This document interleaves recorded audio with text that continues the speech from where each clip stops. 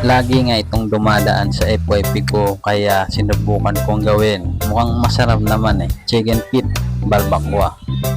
Pwedeng pang ulam at pwede rin pampulutan. At dahil magiinom nga tayo ngayon kaya sa pulutan natin dadalhin.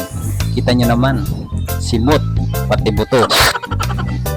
At sasamahan mo pa ng isang malamig na Red Doors. Ay talaga naman, napakasarap na ito mga choy.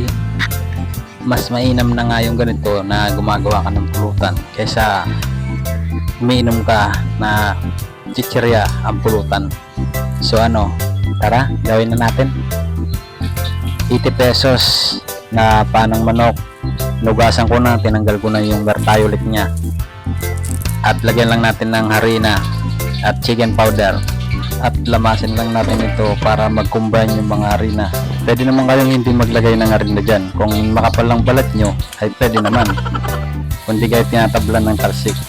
Nakapagpainit na rin ako dyan ng mantika sa kawali at isa lang na natin batch by batch. Mas maganda na yung konti-konti lang kasi parang hindi tayo mahirapang magluto. At pagkatapos sinunod ko na yung second batch. At ito na nga siya, sinorkat ko na nung naprito na lahat sa parehong kawali. Binawasan ko lang ng mantika. Mas maganda sana to kung may pressure cooker ka, mas maganda. Naglagay lang ako dyan ng anato powder, luya, sibuyas at bawang.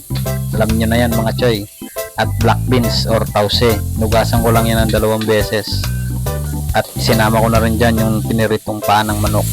At naglagay na ako ng isang pitsil na tubig. Kung gusto nyo ng mas maraming sabaw, nasa inyo, pwede nyo naman dagdagan yan. 2 star anise at konting sili para may kick naman siya. Pero kung gusto nyo mas manghang, pwede nyo dagdagan. At dahon ng sibuyas at chicken cubes, 1 peraso. Ito nga pala yung purpose niya mga choy. Kaya pinirito ko muna siya para kahit sobrang lambot niya, hindi siya durog na durog. Kita nyo naman, napakalambot niyan mga choy. So ito nga, nakagawa na tayo ng chicken feet barbacoa. At kung nakaabot ka na dito, paki-comment mo naman dyan at huwag mong kalimutan mag-share at like. Maraming salamat.